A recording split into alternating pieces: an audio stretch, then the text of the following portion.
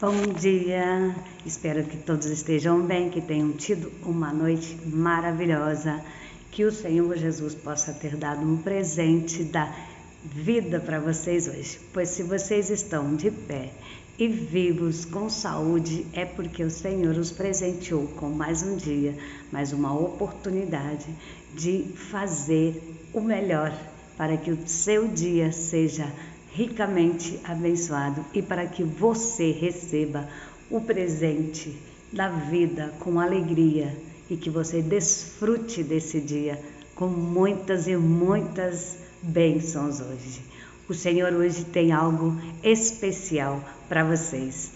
Espero que todos recebam essa bênção em nome de Jesus. A palavra de Deus hoje está em Esther 6, o 10 e o 11. Que vai falar sobre humilhados serão exaltados. O Senhor traz para nós hoje a palavra mais linda da Bíblia, pois é um tempo em que o Senhor traz para nossa vida restauração, restituição. O Senhor conhece o nosso coração, Ele sabe do que precisamos e o que nós buscamos para nós. Porém, nós temos que entender que a nossa vontade nem sempre é a vontade do Senhor. E por isso, temos que colocar nas mãos do Senhor para que Ele faça segundo a vontade dEle na nossa vida. Porque todas as vezes que nós colocamos isso na mão do Senhor, Ele faz melhor do que nós pensamos ou queremos. Pois o Senhor, Ele tem sempre o melhor para cada um de nós. Sabemos que a palavra do Senhor diz que nós somos mais do que vencedores em Cristo Jesus. E hoje a palavra do Senhor vem dizer sobre humilhados serão exaltados. Todos usam essa frase somente em coisas ruins. Porém, nós temos que entender que o Senhor, Ele nos abate quando nós deixamos a soberba entrar no nosso coração, quando nós deixamos com que qualquer coisa que nós conquistamos, almejamos, sobreponha a vontade dEle ou sobreponha o Deus Todo-Poderoso, que Ele tem que estar em primeiro lugar na nossa vida. Se nós deixamos qualquer coisa ser mais no nosso coração do que Deus, com certeza o Senhor abate isso da nossa vida, tira isso do nosso caminho. Mas por que eu estou buscando com tanto? Pois muitas das vezes nós temos que entender como Abraão, que o desejo do nosso coração não pode sobrepor a vontade de Deus e nem ser mais do que Deus sobre a nossa vida. Quando o Senhor pediu a Abraão o seu único filho, que o Senhor tinha dado a ele, na velhice já, o que para todos era impossível, o Senhor concedeu. E depois o Senhor chama Abraão e pede a ele para que ele sacrifique o seu único filho. E naquele momento o Senhor não queria que Abraão matasse o seu filho, mas que Abraão sacrificasse ao seu filho dentro do seu coração e não colocasse o seu filho acima dele no seu coração. E ali o Senhor entendeu que Abraão o amava mais do que tudo.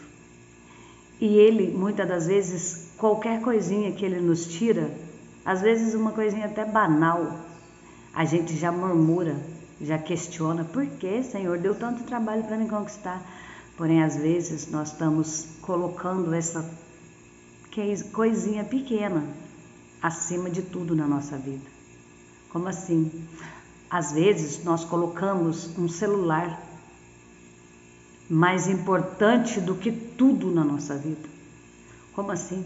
Hoje, as pessoas acham que porque o celular tem muitas funções, você carrega muitas coisas dentro dele, muitas informações. Com certeza é algo importante, sim, mas ele não pode ser mais importante do que o teu Deus, que te deu a vida, que te deu o fôlego de vida, né? que te dá o ar que você respira, que te dá a saúde que você tem para comprar esse celular, que te dá o dinheiro que está na conta que o seu celular carrega, que te dá o trabalho que te mantém, que te dá a posição que você tem. É Deus quem te dá a família que você tem, a casa que você tem, o carro que você tem, e você não pode jamais colocar nada disso acima de Deus, porque senão Ele vai te abater. Como assim? Ele vai te provar, e na primeira prova você vai murmurar, e você vai questionar, e assim como o povo de Israel murmurou e não chegou a tomar posse da terra que manava leite e mel, você também pode não alcançar esta terra. E essa terra para nós é o quê?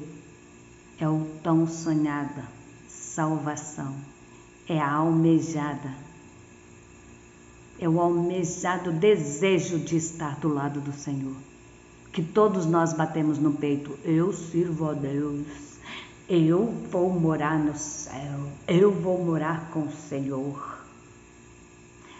Temos que tomar cuidado se estamos realmente colocando o Senhor em primeiro lugar na nossa vida. Vou ler aqui para vocês agora esses 2 versículos que vai abrir os vossos olhos. Como eu disse, está em Ester 6, 10 e 11. Então disse o rei a Amã, meu Deus,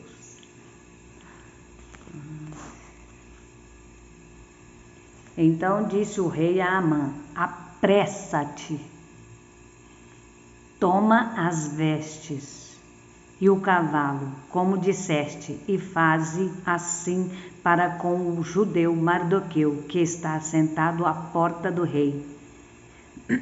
E coisa nenhuma deixes cair de tudo quanto disseste.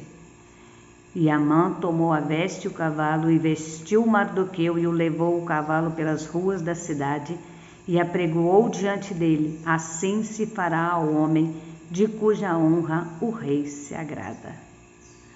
Essa é uma honra que ninguém pode te tomar. Ali esse homem, Amã, queria enforcar Mardoqueu. Mas naquela noite o Senhor incomodou o rei e deu a ele a honra que ninguém tinha dado. Deu a Mardoqueu, porque foi Mardoqueu quem deu livramento para a vida do rei quando tentaram envenenar ele.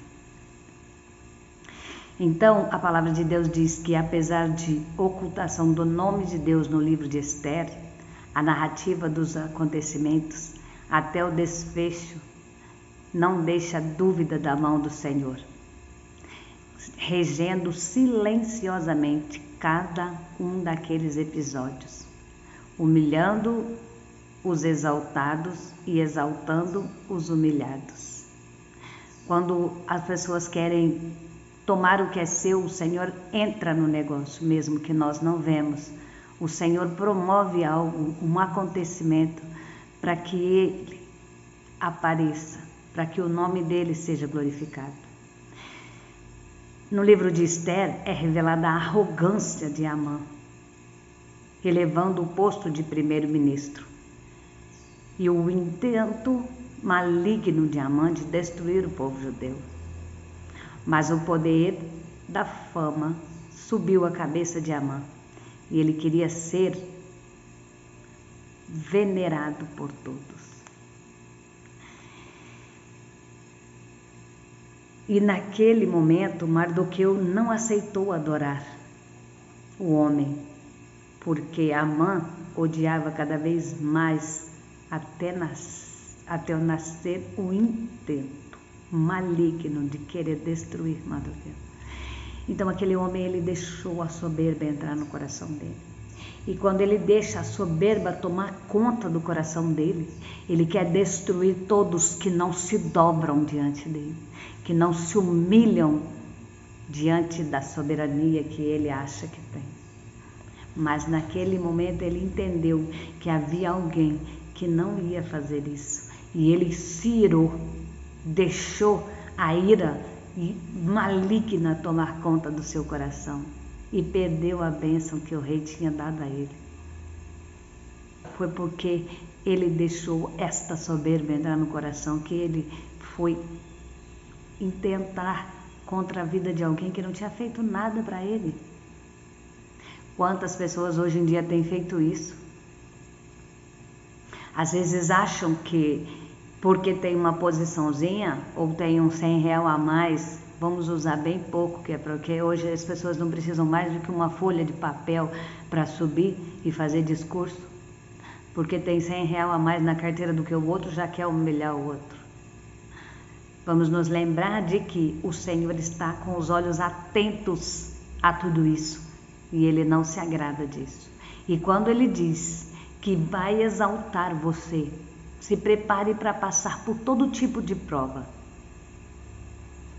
Porque todas as vezes que nós entendemos o trabalhar do Senhor na nossa vida, Ele faz o melhor por nós.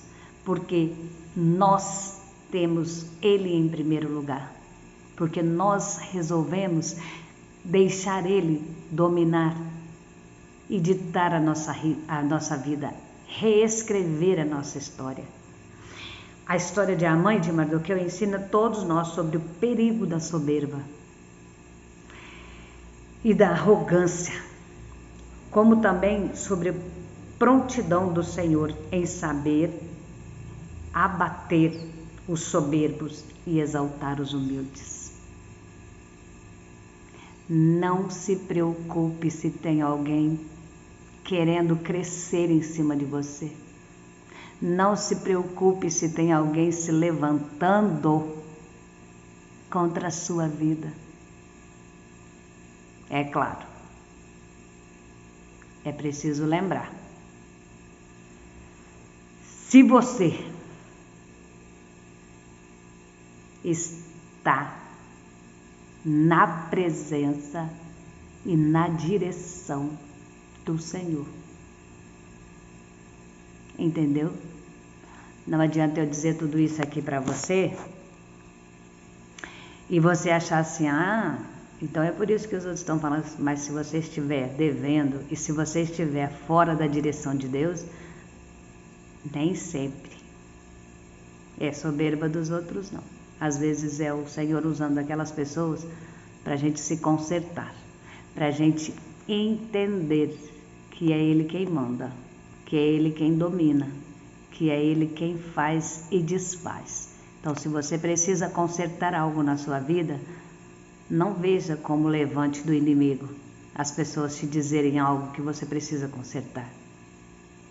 Se dobre diante do Senhor, busque ao Senhor e Ele vai te mostrar aonde você tem que consertar.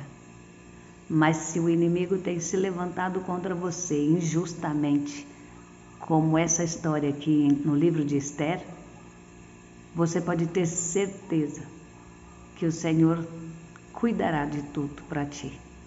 Não precisa se debater, não precisa se explicar, não precisa tentar se justificar para ninguém, porque o Senhor fará isso.